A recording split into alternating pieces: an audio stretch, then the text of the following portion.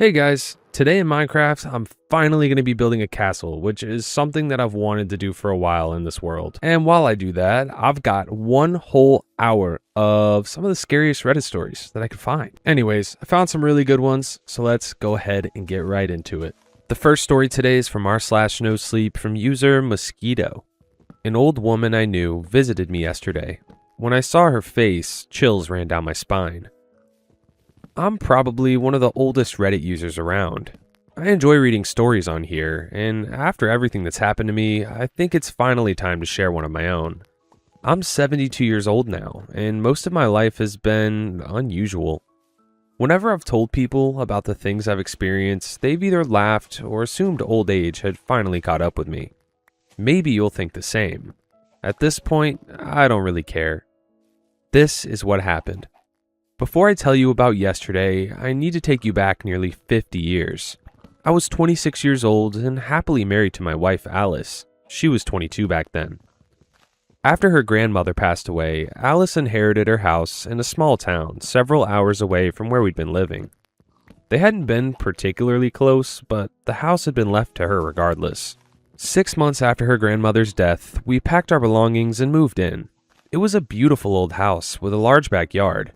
She adored gardening and spent countless hours planting flowers. By the end of our first summer there, every corner of the yard was bursting with color. Every evening, we'd curl up together on the couch or lie in bed talking about our future. I used to tell her that I'd still love her when she was old and wrinkled. She'd laugh and tell me she'd never leave. Alice also loved knitting. One Saturday afternoon, she was sitting in her favorite armchair, carefully knitting a blue winter cap for our son. The funny thing was, she wasn't even pregnant, but she wanted a son so badly that she'd already started preparing for him. I remember watching her from across the room, smiling to myself when the doorbell rang. I answered it. An elderly woman stood on the porch. She had silver hair, kind eyes, and a warm smile. For a moment, she simply stared at me. Then she introduced herself. Her name was Celia. She told me she had been a close friend of Alice's grandmother. I invited her inside. Alice made tea, and before long, the three of us were sitting around the kitchen table talking. Celia spoke fondly about the town, shared stories about Alice's grandmother, and seemed genuinely happy to meet us. Alice and Celia hit it off immediately. Both of them loved gardening.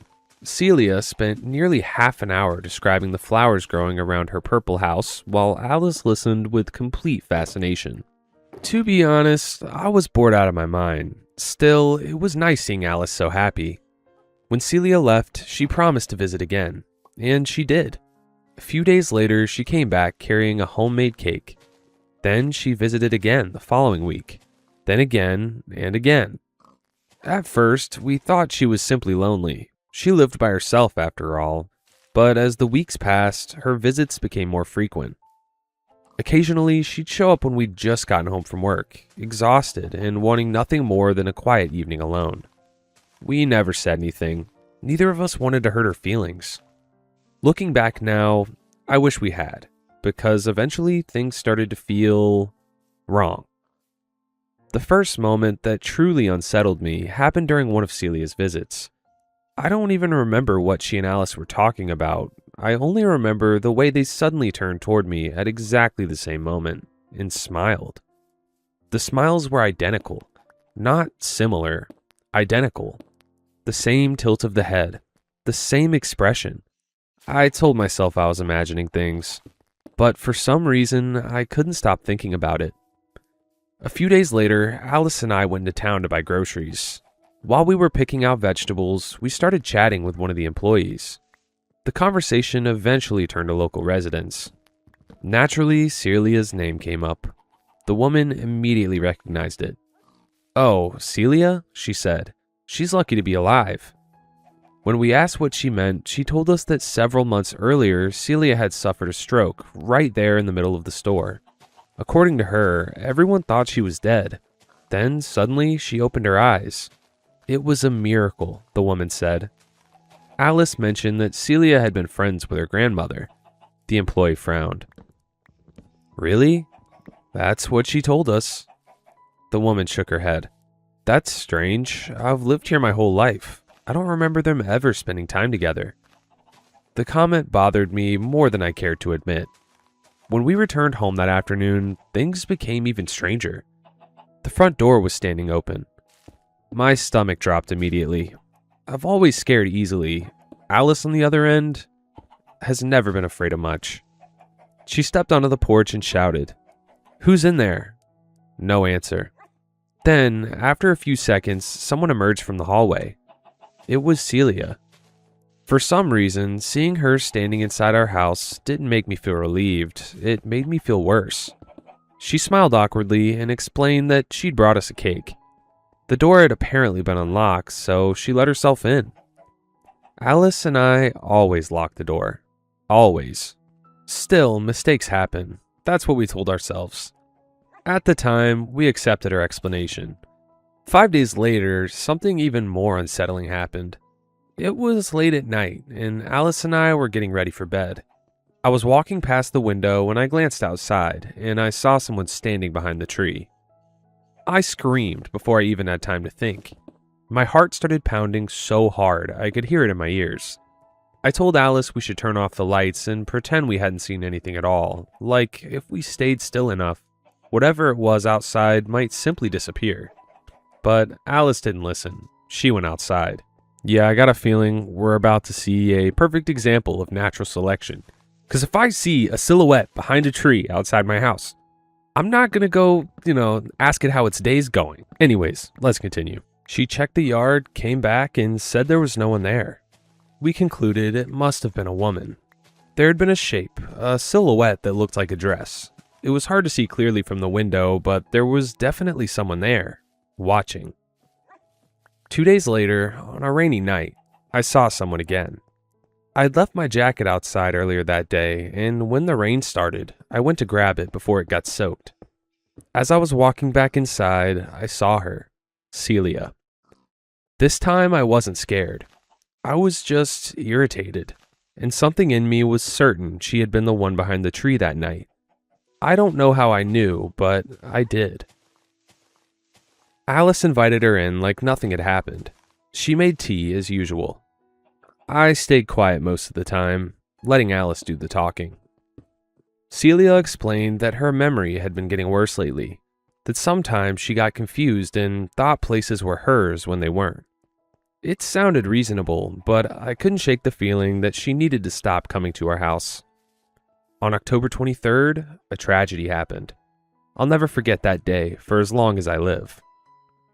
I was working my shift at the factory when one of my colleagues walked up to me. He looked unusually pale. He leaned in close and said quietly, "There was an explosion in a store your wife works in." My heart dropped instantly. When I arrived there, the entire place was gone. The store was torn apart. It didn't even look real. An officer stopped me from getting closer. I asked him if there were any survivors. He looked at me for a long moment before shaking his head. "I'm sorry," he said quietly. "We found no survivors, but we did find a wedding ring on the ground. Do you recognize it?" He held it out. The moment I saw it, I knew it was hers. I collapsed right there on my knees. I don't remember when I started crying, only that I couldn't stop. They said it was a gas leak, old pipes, and I knew it was true.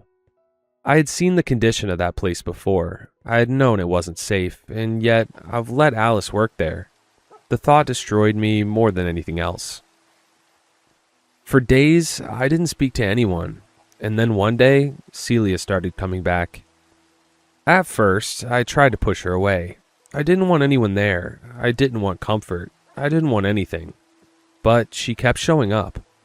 Slowly, she began without asking. Cleaning the house, cooking small meals, even watering Alice's flowers in the backyard. We barely spoke, and yet she never commented on my silence, never pressured me, never acted like anything was strange about it at all. She just stayed, and I let her. As time went on, we started talking again. Small conversations at first, then longer ones. I even remember laughing for the first time since Alice died. But no matter how normal things seemed on the surface, I always had the same feeling. The Celia was near me, watching, listening, even when she wasn't in the room. Then one day, she told me her house had a cockroach infestation. She asked if she could stay at mine for a few nights. I hesitated, but after everything she had done for me during my worst days, how could I say no? One morning, I woke up in bed and instinctively turned to the other side. I hadn't opened my eyes yet, but I felt it immediately. Someone lying next to me. For a split second, my mind filled in the blank, the only way it knew how. Alice. I smiled faintly, almost on reflex. I reached out and hugged her like I used to, pulling her close, holding on to that familiar comfort I thought I had lost forever. But something was wrong. Her skin didn't feel right. It wasn't smooth. It wasn't warm the way I remembered. There was a texture to it that made my stomach tighten before my mind even caught up. I opened my eyes. Celia was lying beside me. She was staring right at me with a wide, satisfied smile, and I was staring back at her with pure hatred. Something in me snapped. I started yelling at her, telling her she had crossed every possible line, that this was not acceptable, that she needed to get out of my house immediately. Celia went downstairs, while I stayed in my room trying to calm myself down. I hoped she had left. When I finally came downstairs, she was sitting in the living room, waiting for me. The moment she saw me, tears began forming in her eyes. Then she said something that made my blood run cold. I did all of this to be with you again. Again? I asked. I'm your wife, Alice. For a moment, I just stared at her. You died 5 years ago, she continued. I'm actually 68 years old now. You have no idea what losing you did to me. I couldn't eat. I couldn't sleep. She wiped her eyes. Then, one day, I met a woman with red hair. She told me she could move a soul from one body to another. She said I could even choose a point in time to return to. I stood frozen. I chose this year, she said. Celia died of a heart attack. The moment she died, my soul was transferred into her body. I gave that woman everything I owned, every last penny. I even gave her permission to kill me if that was what it took. She laughed weakly through her tears. I thought she was a scammer. I thought she would just murder me and disappear with my money, but it worked.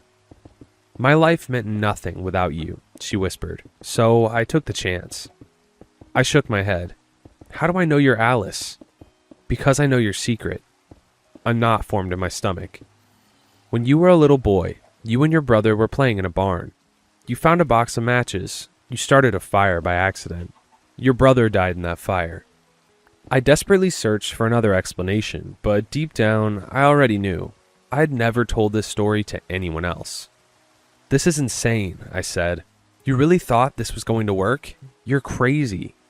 Tears streamed down her face. Don't you remember what you used to tell me when we lay in bed together? You told me you'd love me forever. Her voice cracked. You said you'd still love me when I was old and wrinkled. A chill crawled up my spine. Not because the words were unfamiliar, but because they were exactly the same words I have told Alice. Something inside me screamed that I needed to leave. I turned and rushed toward the front door, but it was locked. I knew then that I needed to get somewhere safe, so I decided to run upstairs and lock myself in the bedroom.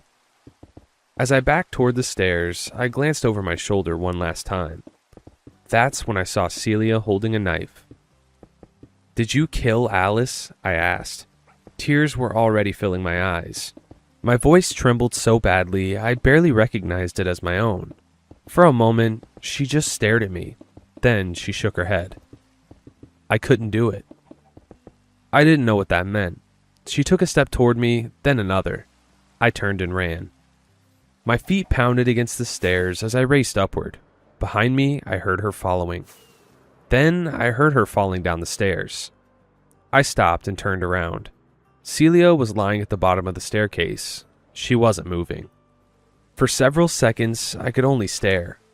Then my mind started racing. The pieces suddenly seemed to fit together. If Celia truly was Alice from the future, then she must have somehow removed Alice from the picture. She must have kidnapped her, maybe even arranged the explosion at the store to make everyone believe she was dead. I needed answers, and I knew exactly where to look. Earlier, Celia had often talked about her house, the purple one with the beautiful garden. I didn't know the exact address, but I knew the neighborhood. So I searched until I found it. I used the keys I had taken from Celia's body. I was calling for Alice, and then finally, I heard her voice coming from the bathroom. I unlocked the door, and there she was, alive. We just stared at each other. Then we both started crying. I wrapped my arms around her and held her tighter than I had ever held anyone before. I couldn't believe it. Once we had both calmed down, I told Alice everything. When I finished, she took a deep breath and told me what had happened on the day of the explosion. I got to the store early that morning, she said. You know, how I always liked arriving before everyone else. I wanted a few quiet minutes to drink my coffee before work. I nodded. Celia was waiting outside. She told me she had a problem with a faucet in her bathroom and needed help turning it off. Since I had plenty of time before my shift started, I agreed to help. The moment I got inside, everything changed. She locked me in the bathroom. I screamed, I kicked the door, I tried everything I could think of, but I couldn't get out. There weren't any windows, no way to signal anyone outside. Tears formed in her eyes.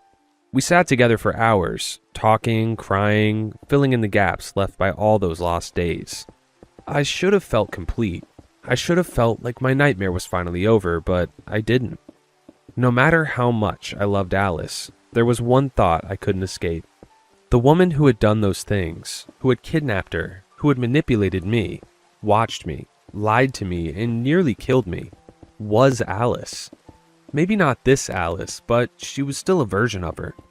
Every time I looked at her, a small part of me wondered what she might become one day. Eventually, I made a decision. I ended our marriage. 10 years passed after those events. I remarried. My wife's name was Eleanor, and together we had a son named Walt. We lived in a different city, far away from that town and everything that had happened there. I found a new job, built a new life. During all those years, I never saw Alice again. One afternoon, Eleanor came home from grocery shopping with Walt. "Look what I got," he shouted. He proudly held up a blue winter cap. My stomach dropped. I couldn't stop staring at it. The color, the pattern, the stitching. I knew that hat. 10 years ago, I had watched Alice sit in her favorite armchair and knit that exact same cap for a son she didn't even have yet. "Where did you get that?" I asked. Eleanor smiled. "We met a sweet old lady while shopping. She seemed lonely. We talked for a while. She told me she never had children of her own." Eleanor looked at the hat. She had this with her and insisted that Walt should have it. That night, I finally told Eleanor everything about Alice. For years, I'd kept the story to myself because I knew how insane it sounded, and Eleanor reacted exactly how I expected. She didn't believe a word of it. We argued for hours. By the time we went to bed, neither of us were speaking to the other. I understood why she was angry, but she had to know. For nearly 2 hours, I lay awake staring at the ceiling. What if it really was Alice? What if she had found us? How was I supposed to protect my wife and son? Then I heard it. The front door opened.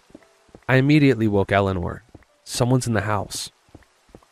I told her to stay upstairs and lock the bedroom door, but she refused. Instead, she followed me. Together, we walked downstairs. Then a light clicked on. And there she was. An old woman stood in our living room. She was holding a knife. At first glance, I knew she wasn't Celia. This was a different face. The woman tilted her head. "Hello, my love. We haven't seen each other in a very long time. For me, much longer than for you." I couldn't speak. I couldn't move. The old woman took a step forward. "You can probably guess how I got here. After you left me, I had no one. I spent years alone. Decades, actually. Every day I thought about you.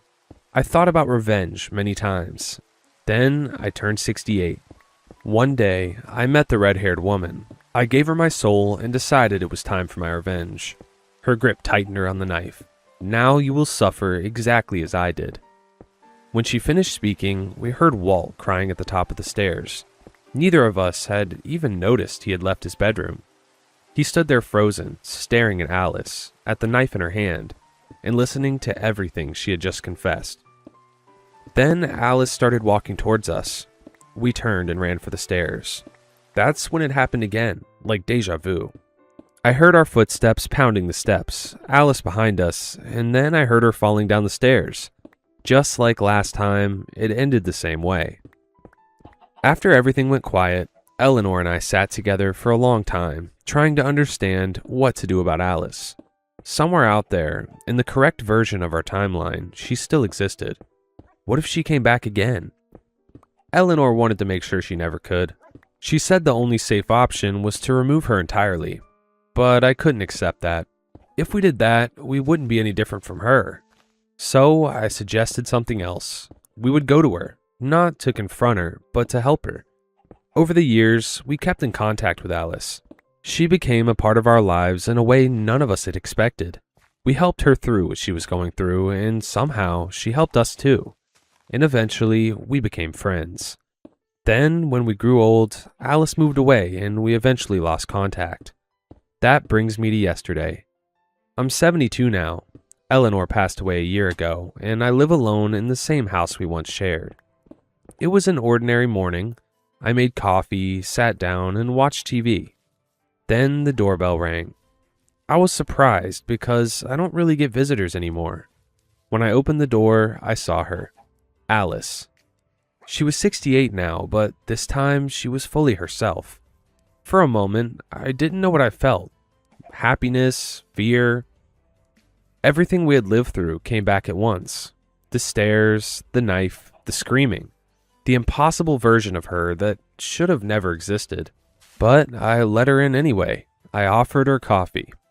At first, I felt uneasy, but slowly that tension faded. We talked about where life had taken us, about everything that happened over the years we hadn't seen each other. Eventually, we left the house, and I walked her to her hotel. As we crossed the road, I noticed a woman with red hair standing on the corner. She looked at us. For a brief second, her expression hardened, and then she smiled. In that moment, I knew, if things had gone differently, she would have been the one to take Alice's soul. But this time, nothing happened. Dang. Kudos to the author, Mosquito. That was wild. So many twists and turns. Like, not gonna lie, I had to go back and reread parts of it because I got kind of confused. The level of manipulation is insane. Like, I don't think I've ever read a story with this deep of manipulation. So, kudos to the author for being able to portray that in a story. That's absolutely wild. Anyways, let's get on with the next story. The next story today is from r/creepcast_submissions, and it's by slowconfection2458. I can't find my girlfriend in the DeKalb Hobby Lobby. Hello, I don't know if this is an appropriate place to post this, but I'm getting desperate. I've tried calling my friends and posting this on other subreddits for help, but my friends aren't answering and other subreddits automatically remove my post. I feel like I'm going insane and running out of options. I'm contacting the police as soon as I get done typing this, but I'm not sure what they might say because the situation is absurd. I've never been more scared in my entire life. Fun fact, guys, when I was talking to this author, this story did keep getting deleted off r/nosleep, so we posted it somewhere else. Anyways, I'm going to start reading it. I went shopping today with my girlfriend Taylor at Hobby Lobby in DeKalb, Illinois. Taylor was put in charge of decorating the wedding reception for her best friend, and she wanted to make floral centerpiece arrangements for the tables. I went to the bathroom about half an hour into our shopping trip and was probably gone for less than 10 minutes. I went looking for her in the same aisle she had been in when I left, but couldn't find her. I figured she just went to look around some more, and I walked the same half of the store up and down. I still didn't see her, so I shot her a text asking where she was, and she texted back a few minutes later that she was still in the floral section in the corner of the store. I went back to the section and still couldn't find her, so I texted her again, making sure I was in the right area, and there wasn't a second floral section I didn't know about. She sent me back a photo of an aisle I had just looked in not even 30 seconds beforehand. I thought she was just messing with me, so I called her so either she could give me directions or if I could maybe tell if she was pranking me or was in her car or something. She sounded really annoyed on the phone, probably thinking I was the one who was messing with her. I got pretty frustrated, as I already wasn't happy I was having to spend my day off at the store. I told her to just meet me by the front counter when she was ready to check out. thinking I could just wait out either her shopping spree or whatever game she was getting at. 15 minutes passed, and she still hadn't come up to the counter to check out. I peeked outside and saw that her car was still in the parking lot and that she wasn't in her car messing with me. That's when she sent me another text telling me that she was ready to go and had already checked out. I told her, "No, you didn't. I'm literally up front." She called me again, clearly upset at me, telling me that she doesn't have time for my jokes right now and that we needed to hit another store after this. I told her to just FaceTime me and I'll track her down. When she did, the first thing she asked was where I was. I could clearly see that the background she stood in front of was obviously the same store we were in, judging by the ceiling tiles and color of the walls. However, when I told her to turn the camera around, I felt like I was going to have a heart attack. From the angle she was pointing the camera, she should have been no more than 5 feet from me in the open checkout area. Yet, not only could I not see her, I couldn't see any of the people that showed up in the camera. On my screen, I could see an entire line of people waiting to have their items scanned and bagged. But when I looked up, there wasn't just not a line, there wasn't even a single person at the checkout line, or even a door greeter for that matter. I'm in the bathroom now. Even on my way back to the other side of the store, I didn't pass by a single worker, customer, or anybody. I had to hang up on Taylor. I told her I'll be in the bathroom, and I hung up. She doesn't believe me. She thinks I'm messing with her, and I was too overstimulated listening to her on the phone. What the hell is going on? It would have been impossible for her to book it to another Hobby Lobby in the time I was in the bathroom the first time, especially because I had just seen her car in the parking lot just a moment ago. Where is everyone? Where's Taylor? Where am I? Okay, alright, at this point in the video, I'm thinking this guy definitely went to the bathroom and Hobby Lobby and accidentally found a backrooms entrance. And I'm now realizing that this is a good opportunity to make the quote on the thumbnail, "I pooped in the backrooms." Anyways, here's the first update. Edit. Taylor still hasn't come to get me from the bathroom. I thought she did. I was sitting on the toilet seat, frantically trying to call anyone who would listen, but nobody would answer me. And apparently nobody in my life has their voicemail box set up yet. The only person it seems I can call is Taylor, and she's furious at me. She told me that if I don't come to the front in 5 minutes, she's gonna leave. I guess that's what I get for 2 years of pulling pranks on her. One time, I snuck across into her house and replaced the Caravaggio over her bed with it. Kept it up the next few times I came over and tried to convince her she was going through some religious psychosis. She's a smart girl though, she never fell for it. Thought it was funny that I thought I was being so slick with it. I guess now I'm like the boy who cried wolf though. When she told me she was going to leave without me, I took a deep breath and thought maybe I was just being paranoid. I chalked it up to being hungover. I thought at worst I made an ass of myself to Taylor and to a couple of strangers on Reddit on a post probably nobody will see. I walked back up to the front, but I didn't even make it halfway. I could see the front doors from a gap between the aisles and there was no Taylor. Once again, the store feels abandoned. There's nobody here. Just that inane piano music coming from the store radio. It feels heavy somehow, like the smooth jazz cover of some pop song I couldn't place, had material gaseous weight that poured out of the speakers and onto my shoulders. It's almost like the sound waves turn to humidity that makes moving through this store feel like wading through water. I made my way to the front of the store and to the front doors, just figuring I'd meet Taylor by her car. It's hot as hell outside, but I'd do anything just to put this behind me as a weird experience I had after a night of too much tequila. I walked straight into the front door. The automatic doors didn't open. When you see an automatic door, you put an unspoken trust in them that they'll always do what they're supposed to do. But my trust was broken, and I walked face first into the glass. I cursed loudly and fixed my glasses back straight onto my face. But my anger at the door didn't last long when I fixed my gaze at the outside world. I can't explain what I saw. It was almost like the light and shadows of the world had inverted themselves. For context, it's supposed to be the early evening right now. Not quite sunset, not quite daytime. The orange hue of the sky is clearly trying to break through, but the baby blue iridescent that typically blankets the day wasn't giving up its fight yet. This is to say, it's a little too early for the dark to play weird tricks on my eyes. Yet, when I looked through the glass into the scattered cars in the parking lot, it was like where the shadows were supposed to be were brightly illuminated by the reflections of the metal, and the sides and tops of the car were cloaked in inky black shadow. I couldn't have hit my head hard enough to concuss myself into a false reality. I stared outside at the parking lot for a few seconds, just trying to wrap my head around what kind of light trickery could be going on, before I realized the door still wasn't opening. I put my hand on the aluminum lining that split the glass in half and tried to push. Nothing. I tried sliding it to the side, thinking maybe I could turn the automatic slide door into a manual. Nothing. I tried again and again, pushing frustratedly on the door. Screw it, I thought to myself. If I break this thing, I don't even care. I'll figure it out with collections. I just need to get out of here. That's when I heard the first noise that I didn't make myself. I nearly fell over when I heard it. The register beeped. It dinged like it would whenever a barcode was scanned through the system. I'd probably heard that sound 100 times today, blending into the typical white noise of a busy day at the store. I probably hadn't even registered it in my mind a single time until now. When the store is busy, you ignore the sound of the front counter intuitively. But in the seemingly empty space, the beep echoed off the walls and ceiling tiles like I was in a cave. It took me a minute to catch my breath and slow my heartbeat back to functional. It beeped again. I couldn't have been more than 20 feet from the register and could see that it was just as abandoned as the rest of the store. Beep.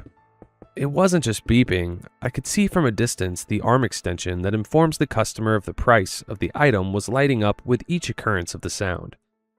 Beep, beep, beep, beep. It was like the more intensely I focused on the machine, the more rapidly it sounded off. It was like it was trying to get my attention.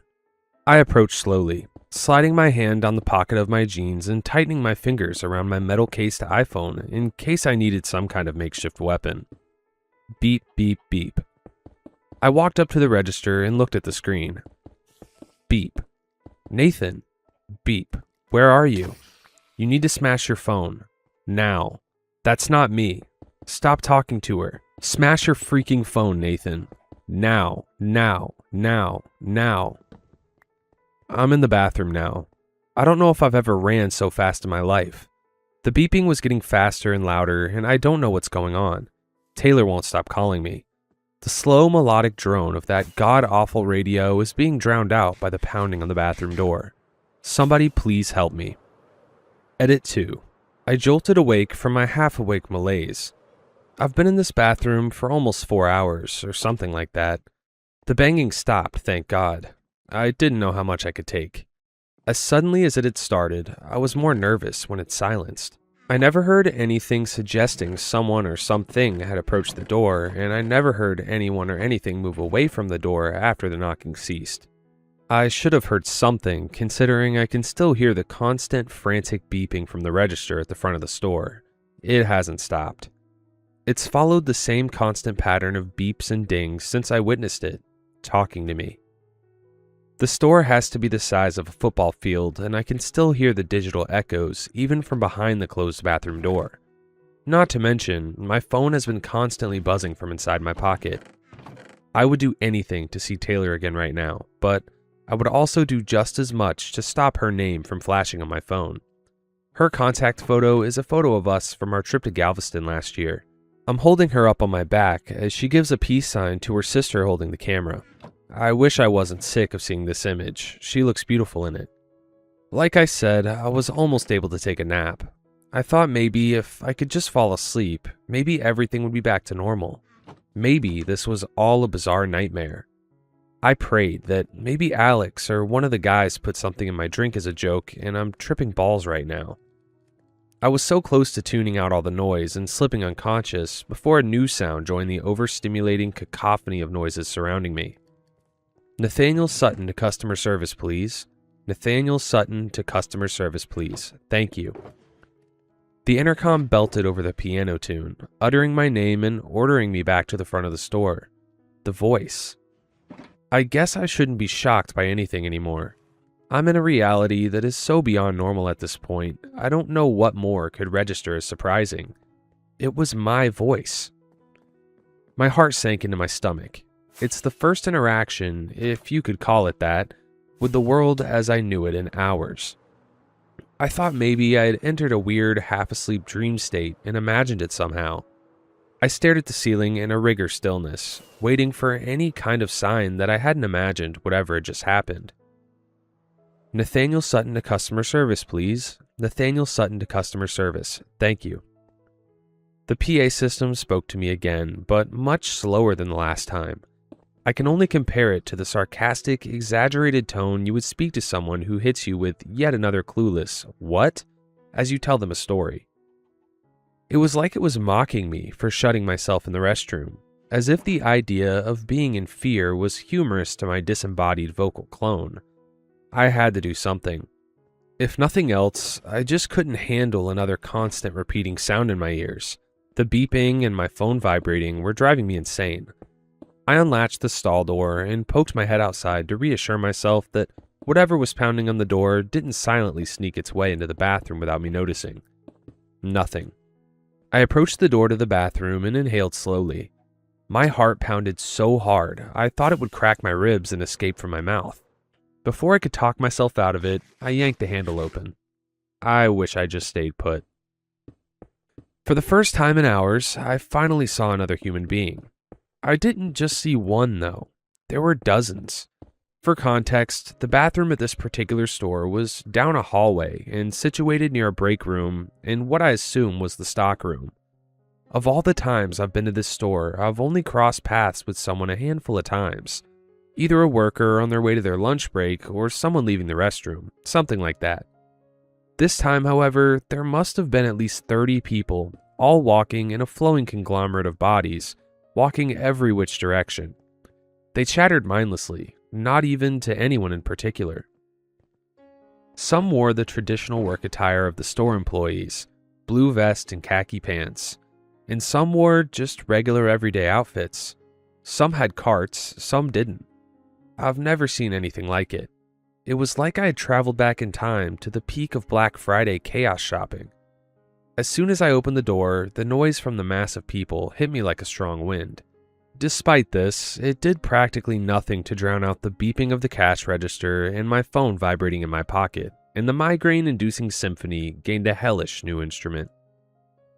I tried to just stick my head out and see what was going on, but before I knew it, the men's bathroom started to flood with people, like a hole in a submarine taking in water.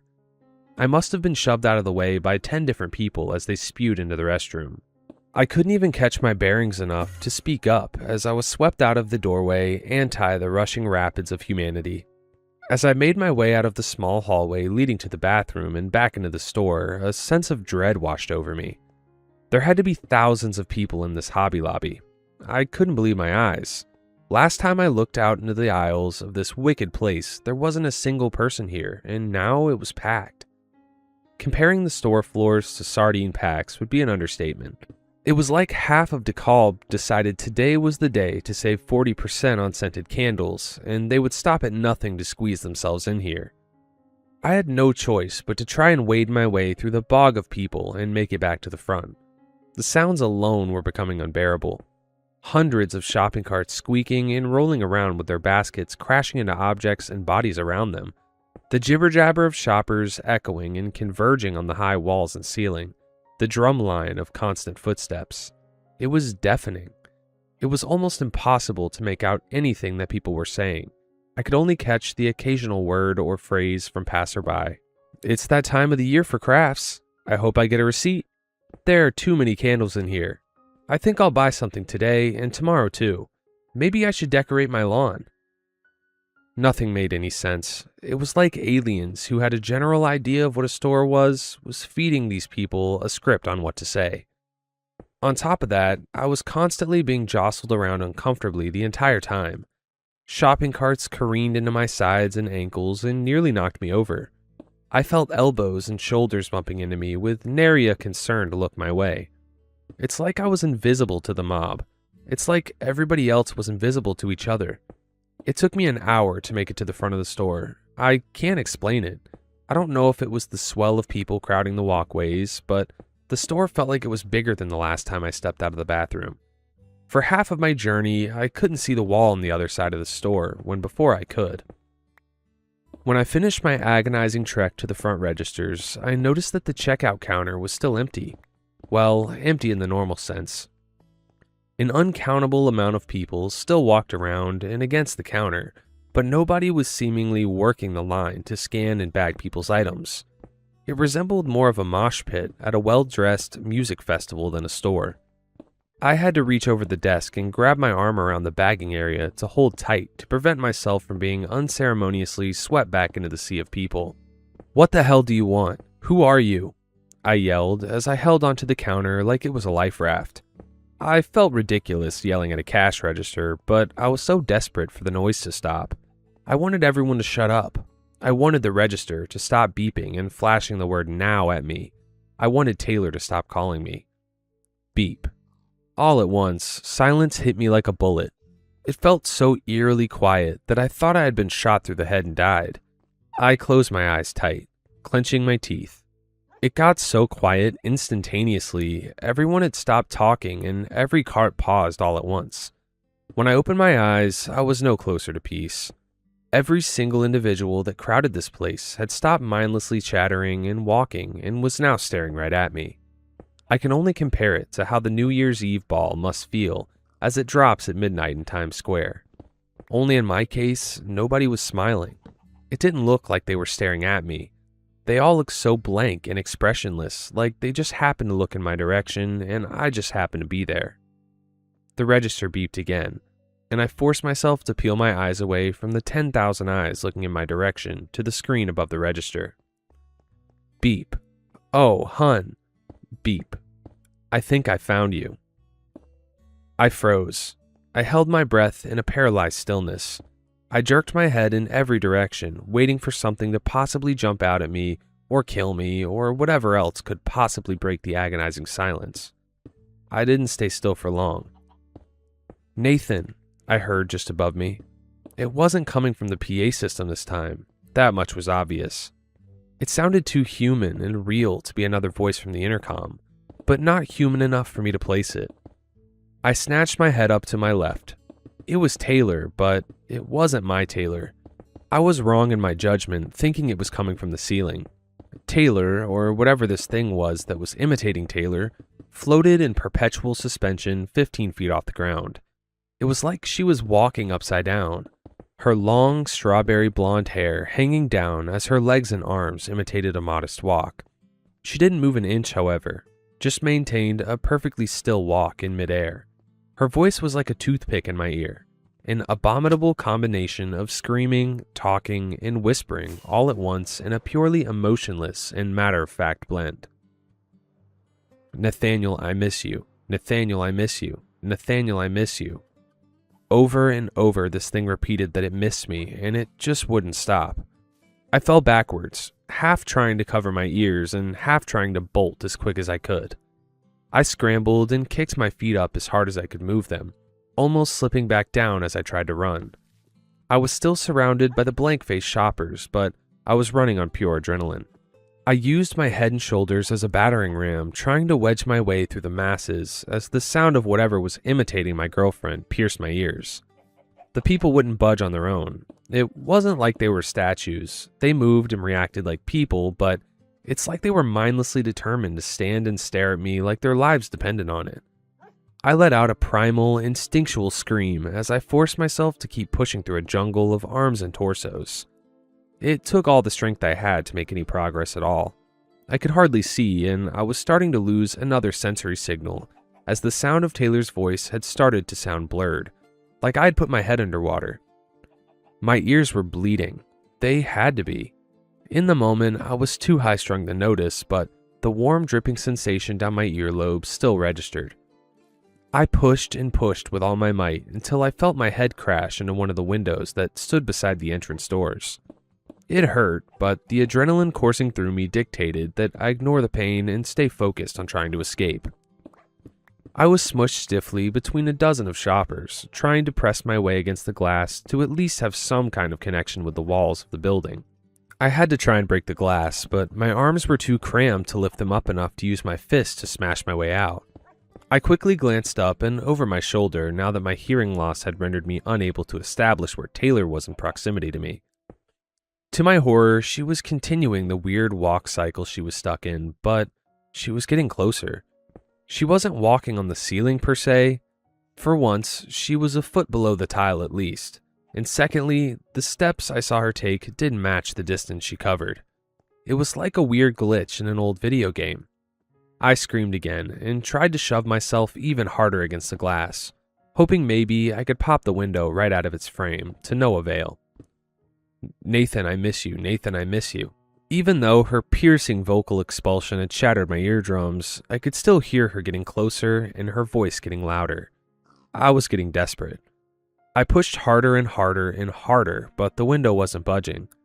In an impulse, with no other options left, I cocked my neck back and slammed my forehead against the window with a loud thunk. It hurt like hell, and for the first time in my life, I understood what people meant when they said seeing stars. I didn't have time to think about the pain and confusion. I needed more than anything to just get the hell out of here. I reared my head and lined up for another headbutt against the window. Thunk. Again, nothing. Even though I thought I knocked myself unconscious, I could hear Taylor's voice getting closer and louder.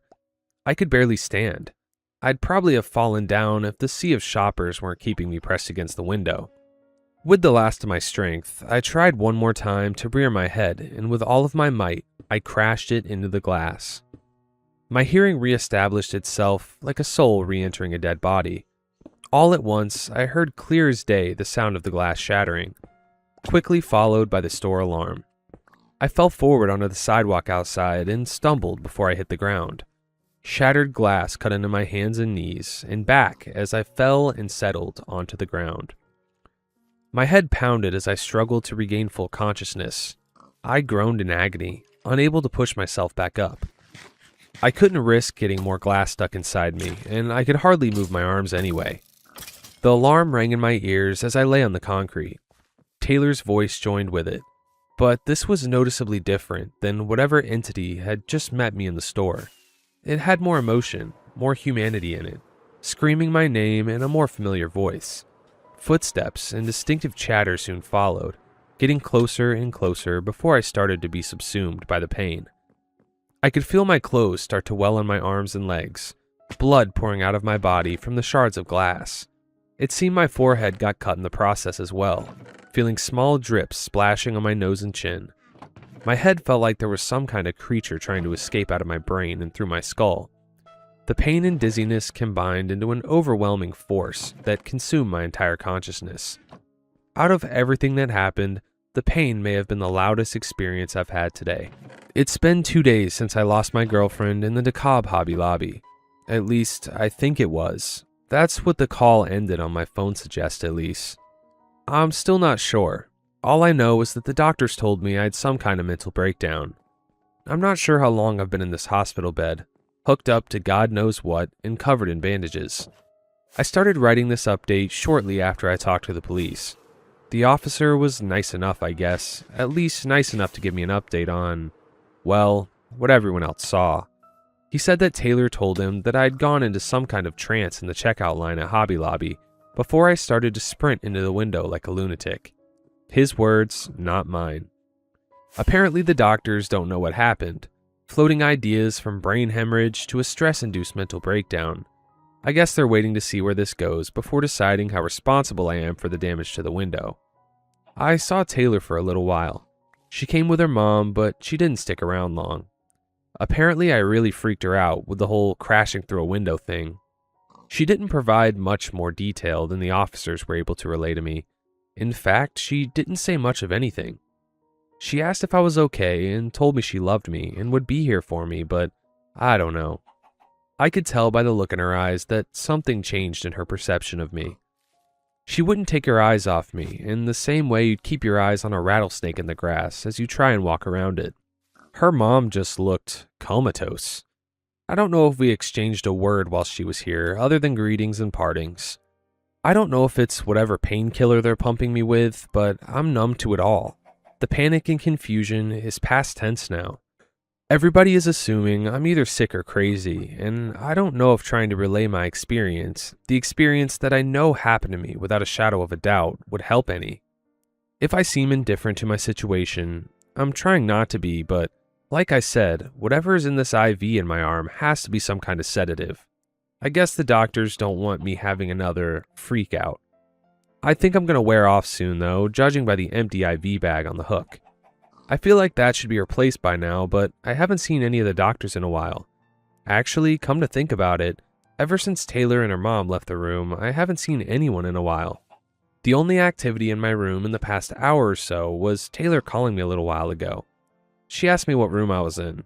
A little confused, I told her, "I'm in room 220, second floor."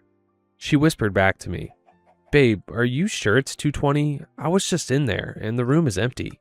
Guys, that is the best story we have read in a while, in my opinion. So I'm confused. Was it him that went back into the back rooms type of place, or was it her? I'm thinking he's still trapped in the back rooms nightmare reality though.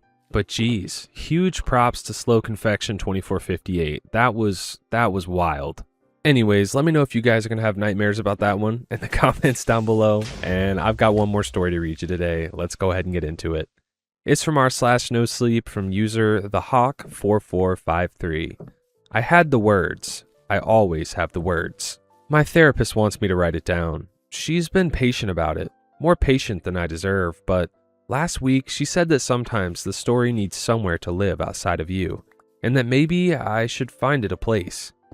I don't think she meant Reddit, but I've tried talking about it, and I've tried writing it in a journal that sits on my nightstand, and I've tried just letting it be quiet inside me, and none of that has worked, so here we are. I want to be clear about something before I start. The police have everything. Once I could write it down, once I wrote it down, they had all of it. This isn't about that. This is for me, and maybe for my therapist if she ever goes looking. My name is Frank. I have a stutter. I've had it since I was 5 years old, and I'll probably have it until I die. And for most of my life, I've treated that fact like a verdict. Like something a jury handed down about who I am and what I'm worth. I know that's not healthy. My therapist has a lot to say about it, but knowing something isn't healthy and being able to stop doing it are two different things, and anyone who stutters will tell you the same. Rob and Stephanie were the first friends I'd had who just waited. Not in a performative, look how patient I am way. They just waited. The way you wait for a sentence to finish, because that's what it was. A sentence finishing. They'd been my people since sophomore year, and on the Friday this happened, we had a plan. I was going to get dropped home, tell my dad I was going to Rob's for the weekend, pack a bag, and be out the door before anything could go wrong. Rob had a new game. Stephanie was already there. It was the kind of plan that felt airtight at 16. There was one problem. I'd gotten a C- on my chemistry exam that morning, and my dad hadn't seen it yet. It wasn't a catastrophic grade. My dad wasn't a catastrophic man. But he cared about school in the specific tired way that parents who worked hard and didn't go to college care about school, and I knew that if he saw it before I left, the weekend would become a conversation, and the conversation would become a negotiation, and I'd end up at home all weekend staring at a chemistry textbook while Rob and Stephanie sent me screenshots of the game without me. So, I was nervous. That's the context. I was a 16-year-old kid, nervous about a bad grade, which is the most ordinary thing in the world. And I want you to hold on to that because everything that comes after is easier to understand if you remember where it started.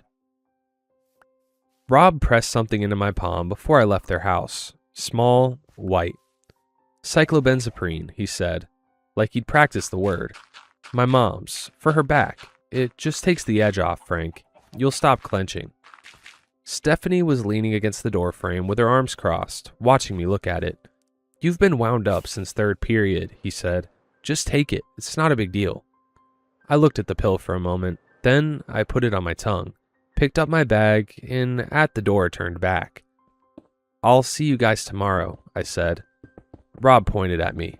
Text me when you're on your way. I nodded and went to meet my dad. He had the radio on low. Country, which I didn't love. but I learned to think of it as his music the same way he'd learned to think of my silences as normal. We pulled out of Rob's neighborhood and the street lights started coming, one after another, sliding across the windshield in a rhythm that was almost nice. And I noticed something. I felt easy, not tired, not foggy, just easy. Like someone had turned down a dial I'd forgotten was always turned up. The tight thing I carried in my chest and my throat and my jaw, the thing I'd stopped noticing because it was always there, was quieter than usual. I took a breath, just to feel how far down it went. My dad asked about Rob's mom, whether her back was better. I told him I thought so. He asked if Stephanie was the girl from the soccer team, and I said no, different Stephanie, and he nodded like he was filing that away. Then he asked what we were planning to do all weekend, and I said we were going to play video games mostly, and he made the face he always made about video games. And I said, Rob just got this new one. It's supposed to have a really good story. Apparently it won a bunch of awards, and I heard myself say the whole sentence, and I realized I hadn't blocked once. My dad glanced over at me. He didn't say anything. He just looked at me for a second with this expression I didn't have a name for. Something quiet and sideways. Almost a grin, but smaller than that. Then he looked back at the road. I know what it was now. It was just a father watching his kid talk, easy and unguarded, and being glad about it. At the time, I felt something shift in my chest. Not pride exactly, more like relief, like I'd been given a glimpse of something I didn't usually get to have. And I looked out the window and let myself feel it without analyzing it. We were almost home. The chemistry exam sat in my backpack, and I thought about it distantly, the way you think about something you've decided not to deal with yet. He hadn't asked. Maybe he wouldn't. Maybe we'd just have this, the radio and the streetlights in that small moment, and I'd be at Rob's by 9. Those friends of yours, my dad said. He tapped his fingers on the wheel once. They good kids? Yeah, I said. They look out for me. He was quiet for a moment. Good, he said. That's good, Frank. We pulled up to the house. He reached for the door handle. The crash from inside was heavy enough that I felt it in my seat. My dad moved fast, faster than I'd ever seen him move. Already reaching for the knob before I'd fully processed the sound. I was still sitting there with my seatbelt on when the door opened and the shots came. 3 of them. He dropped. I don't remember getting out of the car. I remember being on the porch. I remember the man inside looking at me with pure surprise. Not guilt, just the surprise of someone who hadn't known there was a passenger. And then he was gone, through the back somewhere, and it was just me and my dad and the porch light humming. I got down next to him. I pressed my hands against him the way you're supposed to, or the way I thought you were supposed to, and I could feel warmth, and I didn't even let myself think about what that meant. I just pressed down. His face was turned toward me and his eyes were open, and I talked to him, or tried to. I said his name and some other things I can't remember, and somewhere in there I had my phone out and I was dialing. 911, what's your emergency? I knew exactly what to say. I've always had the words. That's the thing about stuttering that I've never been able to make anyone understand. The words are right there. They're always right there. And there's something that stands between knowing them and saying them that has no name and no logic and no mercy. Hello, what's your emergency?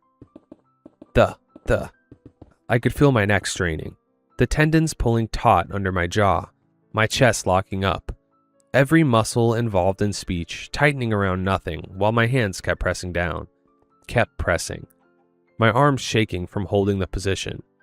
Sir, I need you to tell me what's happening. Sir, is someone there? Are you okay? The muscle relaxer was still in my system. I know that now. I've read enough about it since. The adrenaline was fighting it and losing in certain places and winning in others. And one of the places it was losing was my throat, my tongue, the muscles that were supposed to push words out into the air. My body was doing everything it could and my voice just wouldn't. I kept pressing my hands down.